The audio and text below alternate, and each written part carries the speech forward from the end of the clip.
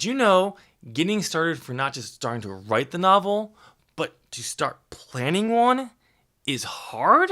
I know! But you're in luck, because I'm going to give you a unique way to help make that easier. Welcome, my fellow wordsmith. Tim here. Welcome back to the channel. I'm in the middle of a new 4-part series on unique ways to help develop your novel or series. This is the second video in the series. You can watch the first video on Start by Writing by clicking the link in the cards above or the link down in the description if I remember to put it there, because I generally forget. The other 3 unique ways to plan your novel is answer what you know, write a synopsis, and ask for help. Since this is the second video, we're going to be talking about the unique way of answer what you know. Like, subscribe? The script just says plug social media. Whatever, let's get started.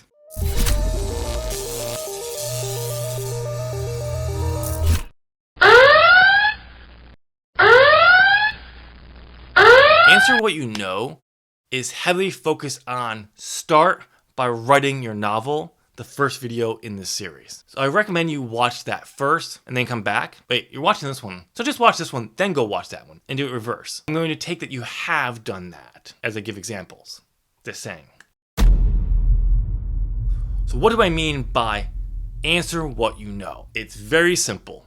You go through those first few scenes or chapters that you've written and you pull out questions posed, subplots, world building, characters, history of the world, anything. You're pulling all that stuff out and you're writing it down. Preferably on a word processor, or if you're like me, a notebook or a notepad. You're gonna also take all your other ideas that you have in write them down in the same place. And then what you're gonna do is you're just gonna go through everything on this list and flesh it out. So let me give you an example of what I mean. Maybe in the first chapter of the novel, you hint or just casually mention that the main protagonist's father was murdered. What you're gonna do is you're gonna answer that.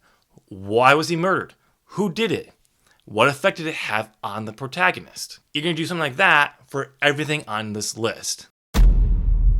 If you have a lot of ideas or you've gotten a lot of information from those first few scenes or chapters, it can be a struggle to figure out where you should start. The best way is always what is in the front of your mind of these areas, of all these things, and start with that. But sometimes nothing is really popping out or on your mind. So I suggest either pick one, and if you can't, then take all the ideas and everything and organize them. If they're not already organized into their own categories, if it is, or even after you've done that, continue organizing it based on the following criteria. You know you want it in the story. You might want this in the story. It might fit or work in the story. You're not sure. And any other criteria you want to add to help. I promise you, as you're doing this, something's going to pop up and grab your attention, and you'll be like, oh, then that's the thing you start fleshing out.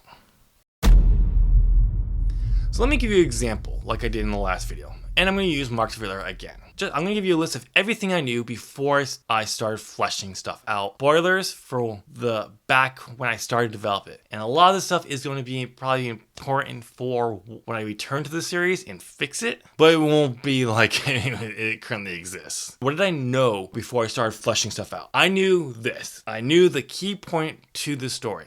I knew the main character, Zach, wakes up one morning and has a tattoo in the back of his neck and has No clue how he got it. I did know, though, his father gave it to him. His father is from another world, and he was injured because he was attacked by a big brute, basically a henchman for one of the 7 lords from that world. And yes, those 7 lords are evil. Their boss is presumed dead. Spoiler, the magic is used through marks, like symbols on the arm, and there are 7 legendary marks which Zach's father had that he stole from the main bad guy for book 1, which is the Minotaur mark. The main villain, or the evil lord that shows up in book 1, his name is Spear. He had the ability to read minds to make him very difficult to defeat. There are 2 worlds, Earth and Illyria. I knew I wanted the coming king that's prophesied in the story, hint, Exact. have unique abilities that no one else had. Also, it's supposed to be a Christian metaphor for the return of Christ, the end times, because it was back when I was a Christian. a hardcore Christian.